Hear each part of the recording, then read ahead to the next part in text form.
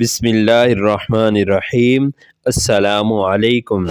ایک زمانے میں بغداد میں جنید نامی ایک پہلوان رہا کرتا تھا۔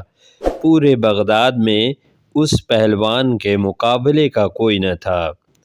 بڑے سے بڑا پہلوان بھی اس کے سامنے زیر تھا۔ کیا مجال کہ کوئی اس کے سامنے نظر ملا سکے۔ یہی وجہ تھی کہ شاہی دربار میں اس کو بڑی عزت کی نگاہ سے دیکھا جاتا تھا۔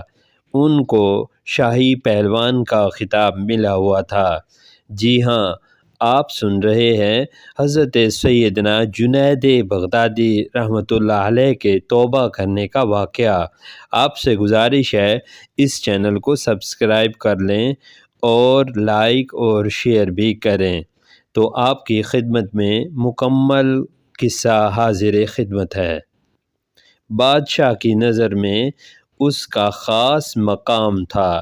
ایک دن جنید پہلوان بادشاہ کے دربار میں اراکین سلطنت کے ہمراہ بیٹھا ہوا تھا کہ شاہی محل کے دروازے پر کسی نے دستک دی۔ خادم نے آ کر بادشاہ کو بتایا کہ ایک کمزور و ناتواں اجنبی شخص دروازے پر کھڑا ہے، جس کا بوسیدہ لباس ہے۔ کمزوری کا یہ عالم ہے کہ زمین پر کھڑا ہونا اس کے لیے مشکل ہو رہا ہے۔ اس نے یہ پیغام بھیجا ہے کہ جنید کو میرا پیغام پہنچا دو کہ کشتی میں میرا چیلنج قبول کرے۔ بادشاہ نے اسے دربار میں پیش کرنے کا حکم دیا۔ اجنبی ڈگمگاتے پیروں سے دربار میں حاضر ہوا اور عرض کرنے لگا۔ وزیر نے اجنبی سے استفسار کیا، تم کیا چاہتے ہو؟ اجنبی نے جواب دیا، میں جنید پہلوان سے کشتی لڑنا چاہتا ہوں۔ وزیر نے کہا، چھوٹا منہ بڑی بات نہ کرو۔ کیا تمہیں معلوم نہیں کہ جنید کا نام سن کر بڑے بڑے پہلوانوں کو پسینہ آ جاتا ہے؟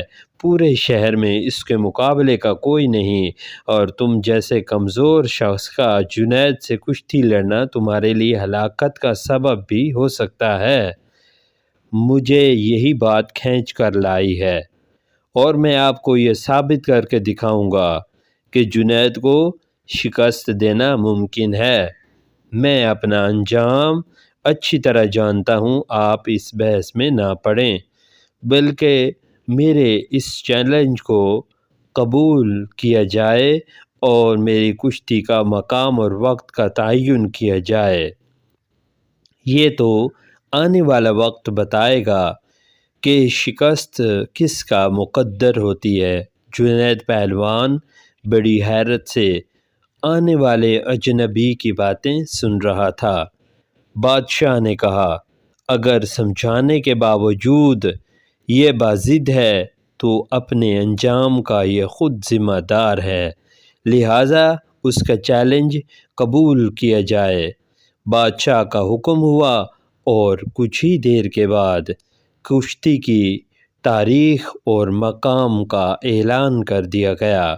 پورے بغداد میں اس چیلنج کا سننا تھا کہ تہلکہ سا مچ گیا۔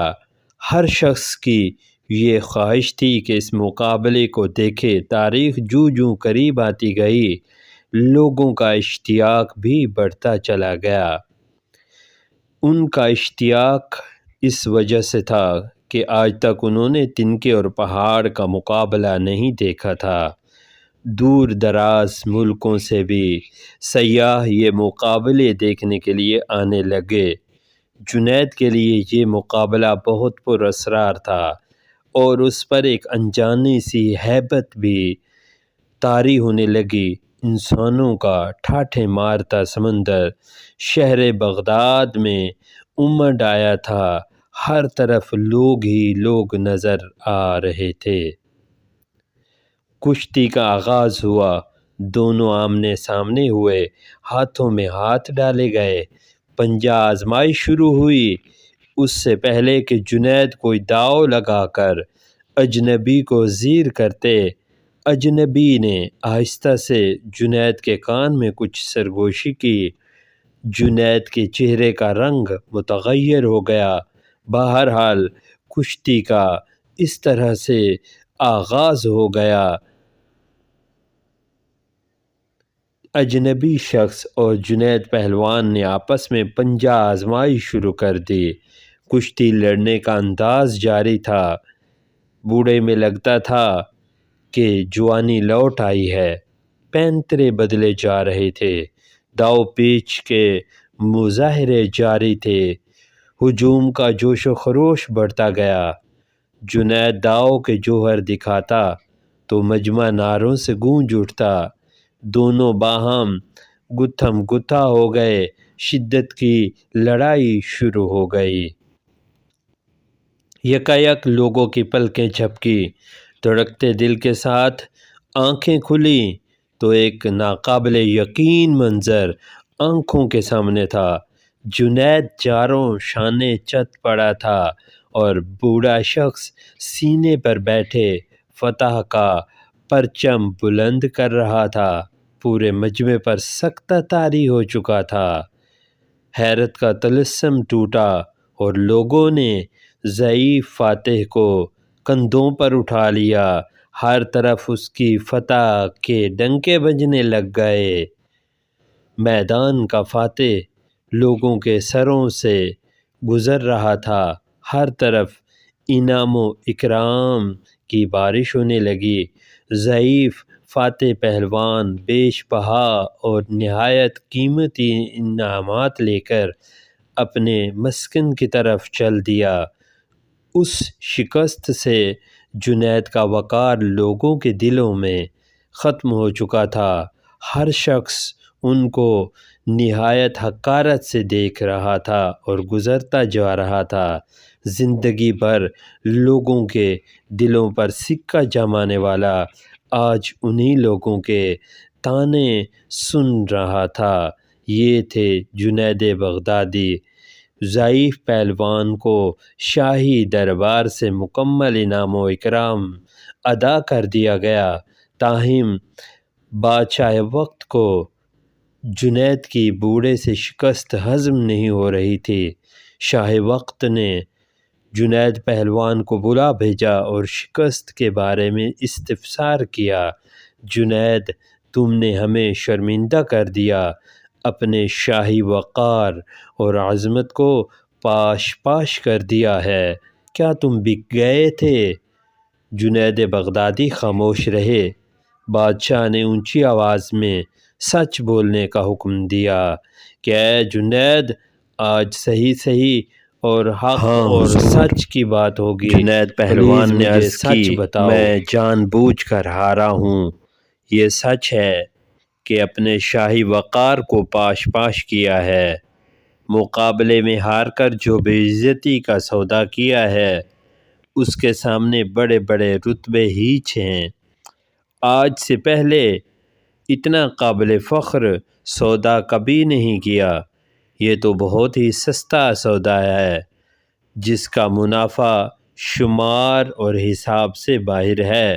مجھے اپنی ذات پر اور اپنی ہار پر کسی قسم کی کوئی شرمندگی نہیں ہے، بلکہ میں اپنی اس ہار پر فخر محسوس کرتا ہوں۔ بادشاہ نے تفصیل سے تمام رویداد سنانے کا حکم دیا تو جنید گویا ہوئے کہ مقابلے سے قبل بوڑھے پہلوان نے میرے کان میں سرگوشی کے انداز میں کچھ کہا تھا، جس نے میرے اندر ایک زلزلہ برپا کر دیا تھا۔